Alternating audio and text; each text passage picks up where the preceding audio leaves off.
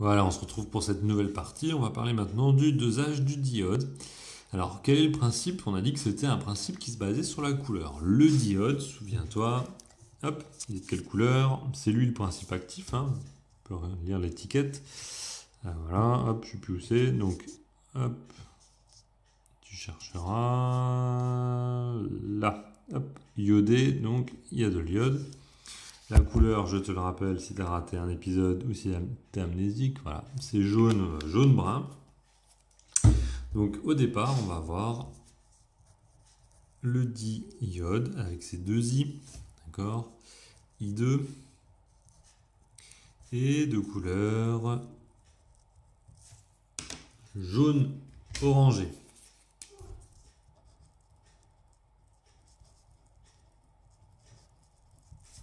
Donc si je le dose, c'est que je le détruis, d'accord. Principe de dosage, on va doser I2 et donc faire disparaître la coloration, faire disparaître, je vais y arriver, sa coloration. Comment on va faire ça? Eh bien, regarde bien, I2, sinon ce serait pas drôle. Le I2, qui est dans ce chapitre sur l'oxydoréduction, c'est donc un oxydant. Et oui, parce que ce qu'on n'avait pas dit, enfin, c'était noté ici, mais on allait assez vite, ce sont des oxydants qui servent à désinfecter. D'accord? Lui et lui, c'est des oxydants. Donc on va doser I2 et faire disparaître sa coloration par une réaction d'oxydoréduction.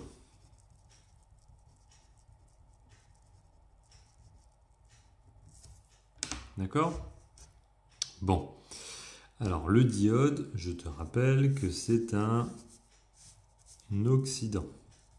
Il faudra donc lui faire trouver un réducteur pour qu'il puisse réagir. Bon, on le met où alors le diode? En haut ou en bas? Si c'est lui qu'on veut doser, c'est lui qu'on veut faire disparaître, c'est lui qu'on veut étudier, on va le mettre ici. D'accord? On va le mettre à la place du titré. D'accord? Donc le titré ou la solution titrée, eh bien, ce sera I2.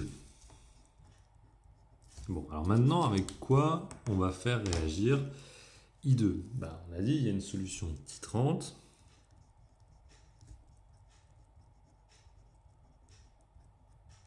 Et ça, toi, tu ne peux pas l'inventer. Cette solution titrante, on va le revoir un peu après, elle doit contenir un ion dont la formule est la suivante, S2O3 2-. Bon, c'est un peu compliqué, mais c'est son nom. On en reparlera après. Donc ça, tu t'inquiètes pas, on te dira avec qui on le fait réagir. Par contre, ce que tu peux, toi, comprendre et dire, c'est lorsque le diode aura disparu, la solution du bécher, elle va passer de quelle couleur à quelle couleur, deviendra, alors quand ça aura disparu, vu qu'il n'y aura plus de jaune, ça va devenir incolore. D'accord? Donc l'équivalence, on le repérera par ce changement de couleur. On passera du jaune orangé à incolore. D'accord? Et ce passage de jaune à incolore, ce sera la fameuse équivalence. Donc on va regarder en fait la disparition de la couleur. Alors comment donc on fait ça? Je te l'ai dit, I2, il fait partie d'un couple oxydant-réducteur. Le voilà, c'est l'oxydant, il est à gauche, tout va bien. On va le faire réagir avec S2O3 2-. Tout va bien aussi, c'est un réducteur, d'accord? Je vais te donner son nom quand même. C'est un ion, ça va te faire plaisir, tiens, il s'appelle l'ion TiO, THIO, sulfate. Ah oui, il fallait l'inventer. Donc c'est comme ça. L'ion thiosulfate est un réducteur. Il réagit avec I2 qui est un oxydant. Voyons les demi-équations. Alors dans ce chapitre, tu n'as pas à trouver toi-même les demi-équations. On te les donne. On regarde quand même comment c'est fichu. I2, il est ici. D'accord? Tu te souviens, I2, il est avec les électrons, donc c'est bien l'oxydant. D'accord? Parce qu'il a les électrons avec lui. Il donne l'ion 2, enfin il en donne 2 des ions I-. Et dans notre deuxième couple oxydant-réducteur, l'oxydant, le voici. C'est pas lui, hein, le thiosulfate, tu vois bien, parce que les électrons sont avec lui. Voilà notre réducteur, il est là. Lui, il a perdu les électrons. D'accord? Donc je te rappelle ce qu'on a vu dans le dernier chapitre. Ce qui se trouve avec les électrons, c'est l'oxydant. Donc là, I2, c'est un oxydant. Lui, c'est un oxydant. Et donc pour faire notre réaction, il va falloir mettre ensemble cet oxydant-là avec ce réducteur-là. Ok? Bon, tu vas voir, on va y aller pas à pas.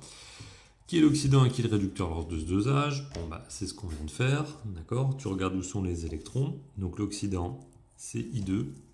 Le réducteur, c'est S2O3 2-. D'accord? Voilà. Donc l'astuce, c'est regarder où sont les électrons. Tac, comme ça j'ai fait. Maintenant, établir l'équation d'oxydoréduction. Certains l'ont très bien fait dans les exercices du chapitre précédent, donc pour eux ça va être facile. On se rend compte que c'est quasiment que du recopiage de ce qu'il y a là, en faisant gaffe à une seule chose, il faut que le nombre d'électrons soit le même. Il y en a 2, il y en a 2. Donc on va faire ça ensemble.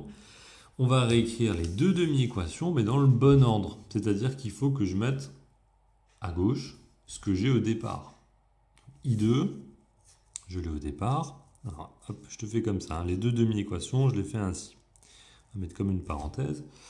Alors la première, I2 plus 2E- égale 2I-. Alors tu noteras qu'il y a toujours un égal quand on fait les demi-équations, parce que ce n'est pas des vraies réactions qui se passent, c'est que la moitié de la réaction. Hein, d'accord?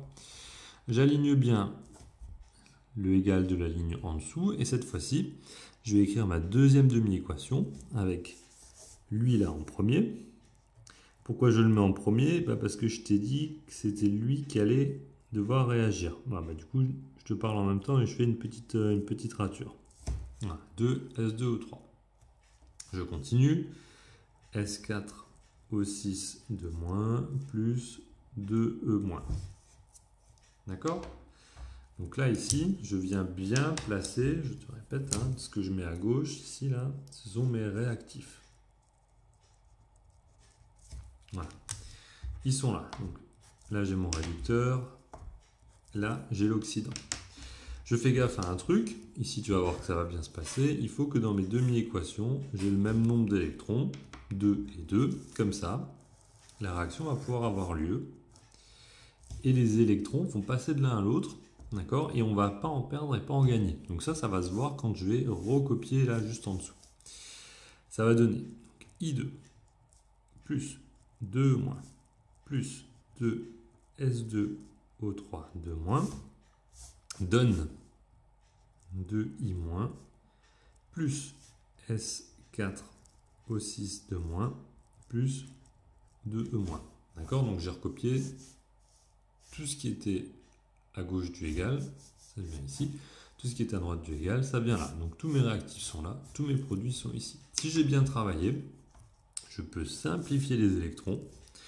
C'est même pas que je peux, c'est qu'il faut que je puisse les simplifier. Et là, mon équation, elle est finie. D'accord? Donc si j'ai du temps, je peux recopier sans mettre les électrons. Voilà, pas prendre ce temps en plus.